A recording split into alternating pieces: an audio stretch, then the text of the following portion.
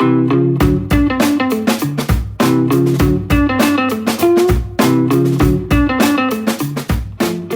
welcome to Alliance Academy. I am Miriam Parker, the Executive Director of the Texas Food and Wine Alliance.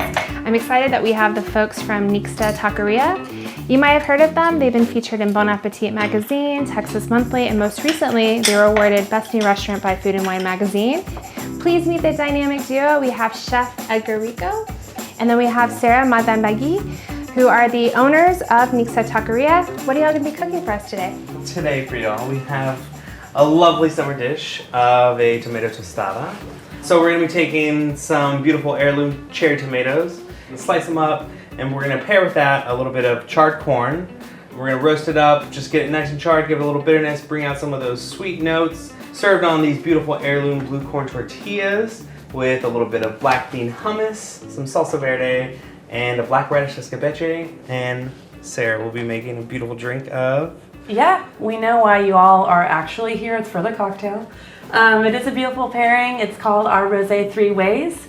And we're going to be highlighting what we do at Nixta, which is a blend of Mexican flavors with some Persian flavors as well, kind of intermingling together. So we're going to use some really beautiful rose powder. We're going to use a hibiscus rose lemonade, a little bit of Shacksbury Dry Rosé Cider, and a couple nice garnishes to really give it a little bit of a boost and a little bit of freshness to highlight the really beautiful tomato tostada that Edgar's going to be making today. The first thing we're gonna do is we're gonna take our beautiful heirloom tortillas and we're just literally gonna throw them on a little pan.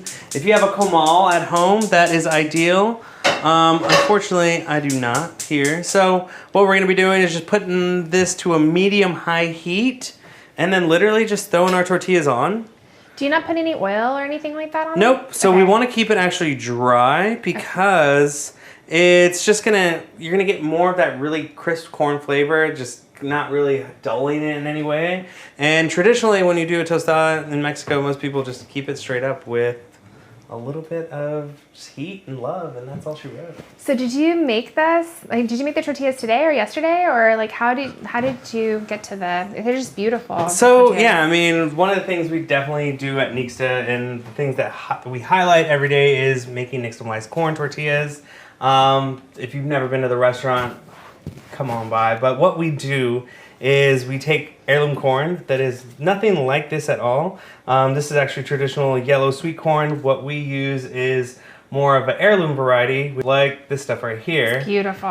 So this right here is actually one of the corns that we do use at the restaurant. This is a Bloody Butcher Red, which comes from Barton Springs Mill, which is one of the other purveyors we use as well for some of our local corn. And I mean, you can just tell the difference between these two. I mean, this is just your standard yellow sweet corn, and this is obviously from another world. So the importance of corn here at Nixta, you know, corn is what we're all about. It's how we pay our bills with corn. So the importance of the variety that we source, all that kind of begins in Mexico. It starts in the hills of Oaxaca. We get it specifically from a producer named Agropa. Jose knows a bunch of small farmers in Oaxaca who he's connected with that import all the corn over here. So the process, I mean, is really ancient. Like the seeds that he's getting are thousands of years old that have been in Oaxaca since whoever knows. I don't know an exact date, but it's been there for a really long time. And just a quick little tip, we're gonna be probably just every like 5 minutes or so, we're just gonna be flipping these, and we're just trying to make sure that we're getting both sides toasted evenly on at least like a medium high. And like I said, every 5 minutes we'll just keep turning and toasting to make sure all the sides are beautifully toasted. So how do y'all make the tortillas in the restaurant? So at the restaurant, we start off with some of this lovely dried corn. Okay. Whether it's blue, whether it's red, it always starts off with dried corn. It has to be dried. It cannot be fresh corn. It just won't work out the same. But what happens is we soak it in a water and cal solution. And what cal is just like a natural mineral limestone that is found in various parts of Mexico and other parts of the world. But what happens is we soak it, and what's happening is the process of nixtamalization.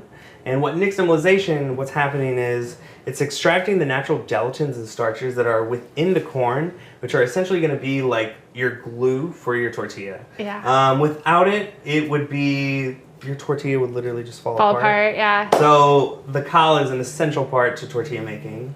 So after it's cooked overnight, the next day we grind it in this big, humongous machine called a molino that has these two volcanic stones that grind up against each other. It's crazy to me that with modern, like the way the world has, evolved and machinery and all that, that there just hasn't been a way really there, except for two volcanic stones grinding each other, that they found that can give you that same texture of a fluffy masa. From once we have that ground corn or masa, we start forming our tortillas, and then you get left with this right here, which is a heirloom blue corn tortilla. It smells so good. And yeah, you could totally, like, from smelling these, as soon as you smell it, you're gonna be like, this is different than any tortilla I've ever had in my life. Like, once you like have an heirloom corn tortilla, it's like there's no going back. So how did you make the black bean hummus? So with the black bean hummus,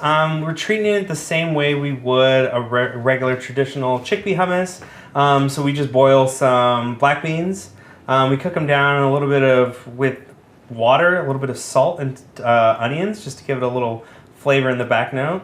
After they're nice and tender, you can either let them cool down and save a little bit of that water. Kind of helps as a binder when you put it in your RoboCoupe.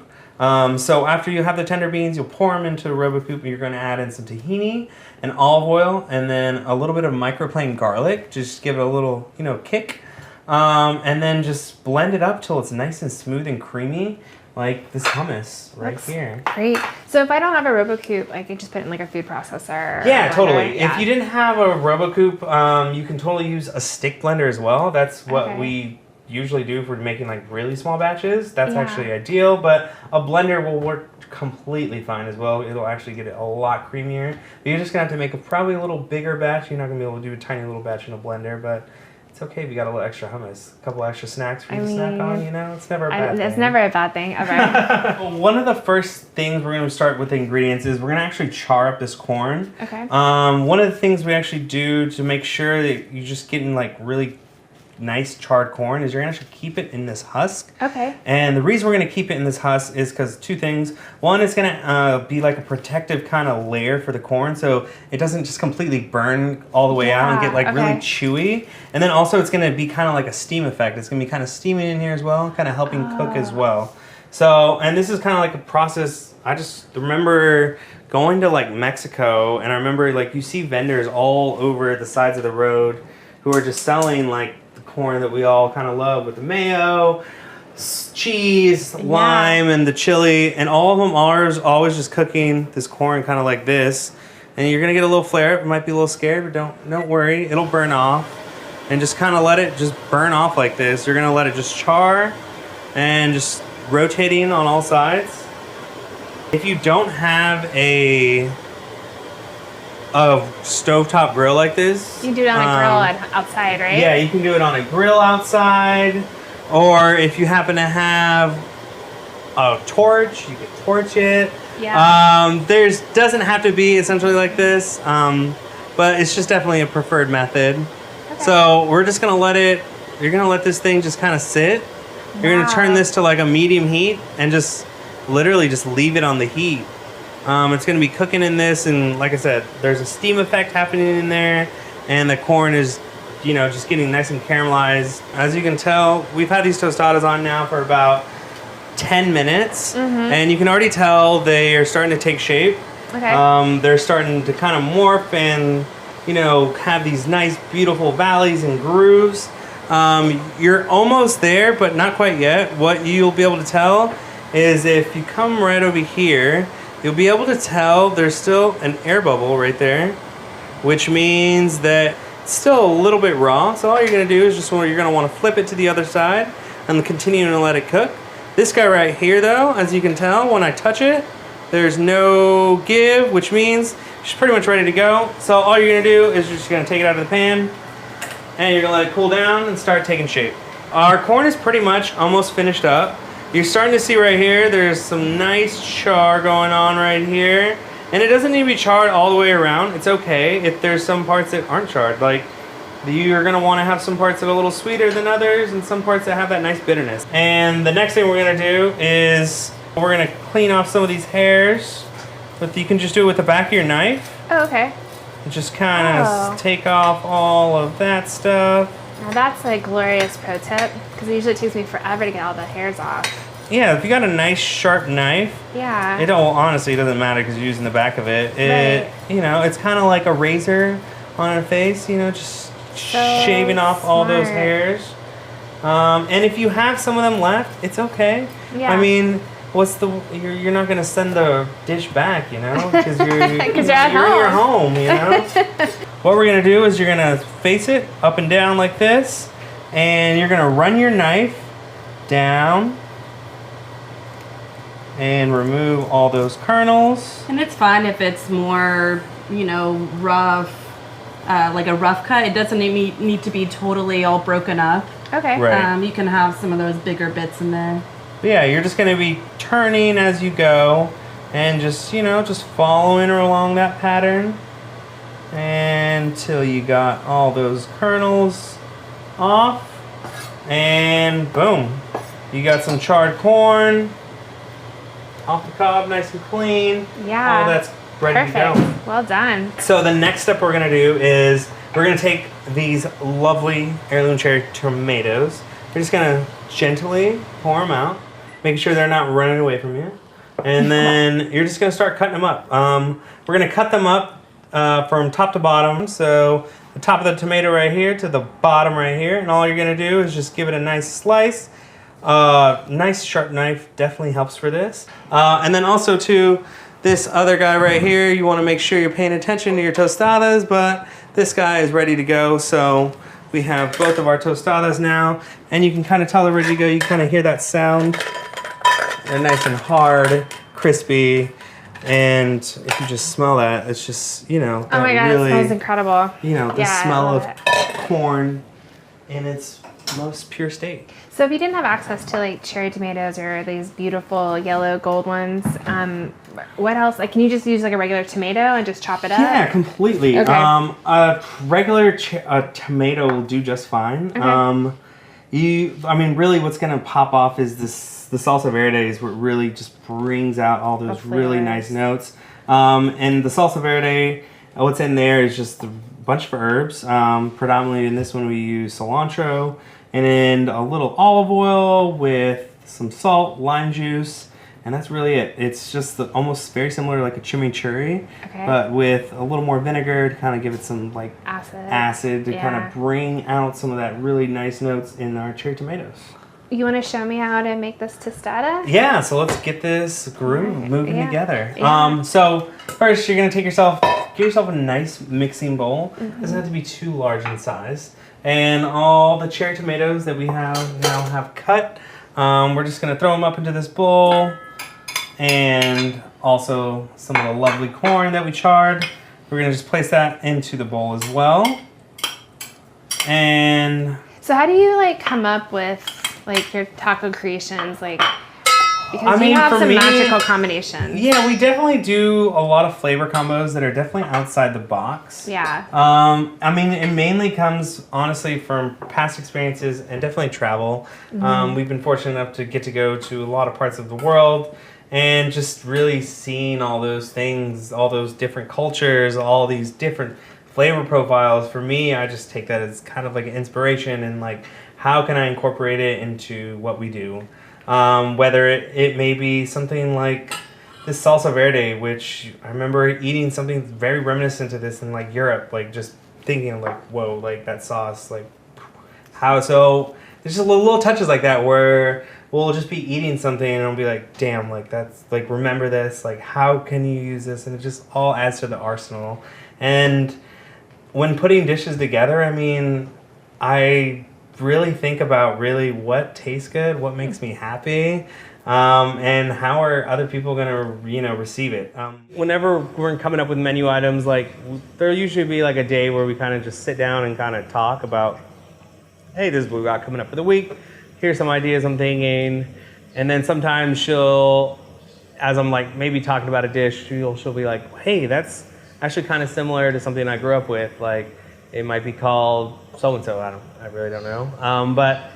So sometimes she'll kind of give me more insight into it. And for myself, if I feel like it's something that's like achievable and it kind of fits like the bill of like what I think Nixta is, then do it. Like I never think our food is just Mexican in any way, sense, or form. I think we definitely do pull from other cultures from all around the world in terms of like ingredients and stuff.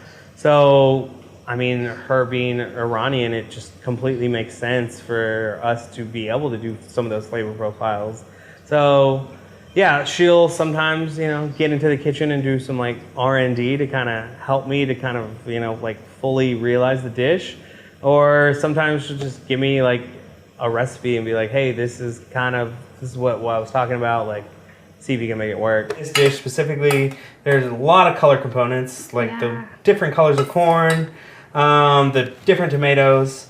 This sauce right here, which we're actually gonna add to our little mix mash right here. This is our Salsa Verde. And it's all measured out in your kit, and you're just gonna pour that right into your bowl. And then you're just gonna give this a nice light mix. And you don't wanna beat it up too much, just because, cherry tomatoes might be a little soft. You don't wanna beat them up, and you want them to be nice and plump. But yeah, you're just gonna toss that up. And did you mean to make this tostada almost like a rainbow? Because I'm like looking at all these different colors right now. I mean, not really, but I mean, yes, in some points. It's like, it just kind of happened to be that way where we were like, oh wow, we have this color combination. Oh wow, we have this color combo. So yes and no. I mean, like I say, like I like to visually have a very visually stunning dish as much as it is tasty. So I think it definitely plays a big factor into it. So the way he's spreading the hummus, he almost makes a cavern so that the tomatoes can all form in the center and not bleed on the outside. So make a little moat. It's like a little well where you'll just get it and you'll kind of push it outwards. Okay, that makes sense. And it'll kind of be like a little barrier to kind of help protect, all the sauce from running off. Yeah, that's smart. I never thought about that. So then after you got your tomatoes all tossed up, you got your hummus on your tostada, you're just going to start piling these guys up and just slowly putting them on, kind of sliding it off. This is definitely where a really nice bigger spoon will come in handy. Yeah. If you don't have a bigger spoon like this, you can honestly just use a little tiny spoon and it'll be just as fine. Just going to take you a little bit longer, but you'll be all right. So we're going to have that put on to our tostada. And then the next thing we're going to start doing is we're going to take some of this black radish escabeche. You're just going to place it all around the tostada, just, doing little piles all around it. And until it's all the way around. And then the next thing we're going to do is we're going to start finishing it off with some of our herbs. So in your little kit, you're going to have a little herb packet. And this is kind of where you get to go, be a little artiste and just, start piling and placing these herbs just all around it. Can you just use any herbs or like any greens? Because I'm seeing like honestly, a really for this one, mix. it really doesn't matter too much. Like you're at this point, the main flavor profile you're getting is going to be from the tomatoes, the corn, and that salsa verde. So the herbs at this point are just adding like a really nice accent to just give it a fresh component, and then a really nice visual like green component as well. So yeah, in here we have a mixture of some Thai basil, some opal basil. There's also some cilantro greens, some wild greens in here that are forage. So it'll be kind of like a nice mix mash. And like I said, you can kind of just be an artist at this point and just, place your herbs wherever you feel, suits. It reminds me of like sabzi, like on the in the Persian, like just like the assorted greens that you like would have when you're eating Persian food. It's very reminiscent of that. Except it'd be this times maybe 10,000 more volume. It's like this much, and that's maybe enough for 2 people. It's nice. I mean, it's like after eating all that food, you like need a little bit of greenery, you know? Totally. Exactly. Yeah, but it's so beautiful. I mean, it's just all the different colors. It's just it's gorgeous. It pops really nice. I think this is like I love this quintessential dish. summer. Yeah. So after you have all your herbs piled on, you're gonna start doing the last steps of garnishing. Sure. So at the restaurant, the 3 things we always finish every single dish with, and I feel like it's very vital. It's adding some salt, some acid, and some fat. So we're getting our salt from this Maldon salt right here. And if you can tell, this is obviously way different than most traditional table salt. Yeah. It comes from England. It's from Maldon, which is in the northern part of England. It has a really nice textural component. It adds a little crunchiness to it, and then adds a nice solidity to it. And it's not as strong as like a normal salt. It's a little more mild, so it won't overpower everything. So it's really good for finishing. Totally. Yeah. And then the fat that we're adding is some olive oil. This is a local Texas olive oil. And then the acid we're adding is just a little bit of lime, just gives it that extra brightness and an extra kick. So all you're gonna do is you're just gonna take your lime, just cut up your lime, cut yourself off a little wedge, like so. Boom, so you don't get any seeds in it. And then you're just gonna give it a nice squeeze, and then get yourself a little tiny baby spoon, if you got it. And you're just gonna drizzle around all your olive oil, all around the tostada. Yeah, you would never think to put like olive oil on a tostada or on a taco, right? Like, that's what makes us so cool. And then finish it off with some of our beautiful table salt. And then, boom, voila. Beautiful. We have ourselves a tomato tostada. And we just throw it on a fancy plate. Beautiful. And that's dinner right there. Yeah, really. I'll need about 20 more of those. Yeah, for sure. Well done, chef. Well, I think now that we have this, maybe we go ahead and you can show me how to make your amazing cocktail. Let's do it. Yeah, I'm a self-made mixologist. Anytime I'm a little bit bored at home and I have some extra items that Edgar's been working with, I remix it into a drink, sometimes into food, but I let him handle the food. But today we're making a beer and wine cocktail, just cider for this one actually. It's called the Rosé Three Weys. Talked about it a little bit before.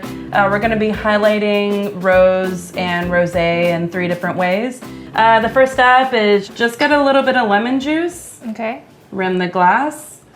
Last January, Edgar and I had traveled to the Baja region of Mexico, and as they do in Mexico, they have really beautiful, giant marketplaces. For me, smell has always been the ultimate indicator of travels. So usually when people get back from a location, I'll say, what did it smell like? What was the first thing that you smelled when you were walking around, when you were in the markets? What were those aromas? And rosewater is always part of that in the Iranian cuisine. It's just takes me back. What did you do to make the powder? We just dehydrated roses. We dried them up and then blended it, and that's it. Yeah, so just rose petals, just the petals straight up. So easy. Just the petals. That's all. So now that that's rimmed, we got the ice in the cup. You should have received the hibiscus rose, but what we do, we just steep it real quick. Just hibiscus, lemons, and rose water. You can find that And sugar, right? And sugar, yeah. So you can find that at any mart, really. Just pour that right in. Similarly to food options, you want to have a pop of fresh acid. So we're using lemons today. If you have a lime on hand, that works too. Really, either one works. Get that right in your cup. Go right there. Throw this guy on top. First, we're going to give this a good vigorous shake for 30 to 45 seconds. We want to get really frothy and really nice. So you can kind of see the really beautiful color. Yeah, it's got a little bit of frothiness in there. You want to do about halfway. Pretty. If you get it a little bit higher, you'll avoid hitting the sides. Beep, beep, beep. And Oh my gosh, this looks so good. All right, so we got that in the glass. Pop open your rosé. So we have, this is one way of the rosé, the rose water that's in the hibiscus rose lemonade. And then we have a really nice dry rosé cider. It's called Shacksbury. You can find it in Vermont. Give that a little top off. But if you don't have Shacksbury, you can definitely also use any other like Rosé. rosé cider that you like. Or rosé. Or rosé sparkling wines. rosé. Yeah, sparkling rosé would Anything, be really nice. anything with a little effervescence is great. So just want to give this a little mix. Okay. Don't go too fast because the faster you go, the more it's going to foam up and then it'll spill over. So just give it a gentle little whisk. Yeah. Get that in there. This looks so good. I can't wait to try this. Alrighty. And then with your fresh mint, sounds weird, give it a little slap. Yep, that's right. Okay. So right in there. Looks so good.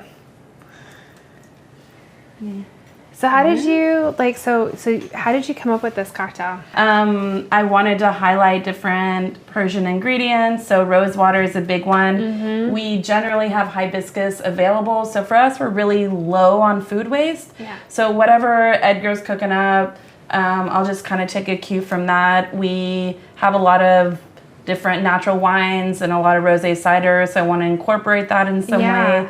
And it's summertime, so I just wanted something really light and beautiful. Sure. And this fits the bill. It's got a little bit of the tartness, a little bit of sweetness, but as you're drinking it, there are flavor profiles that you probably haven't been exposed to before, Right. or if you have, maybe in a minimal sense. So, yeah. Usually Edgar is my taste tester, and he'll tell me like, this needs a little bit of this or that, but this, I think, is one of the really nice options that we have right now. So Wow. Definitely a crowd favorite. Well, thank you so much, Thank y'all, you. for being on the show. We Yeah, really thank you for appreciate joining us, it. Miriam. And to learn more about y'all, it's nixtataqueria.com and then Instagram. Yeah, no doubt. Social media platforms, we are definitely always frequenting it because it's where we show off most of our daily specials and whatnot's happening. I feel like y'all are doing something daily. I mean, you always are keeping busy, that's for sure. Most definitely. We keep it fresh, and I don't like cooking the same things twice. well, provecho, y'all. Yeah. Hope you enjoy. Thanks for Cheers. stopping by. Cheers, y'all. Thanks.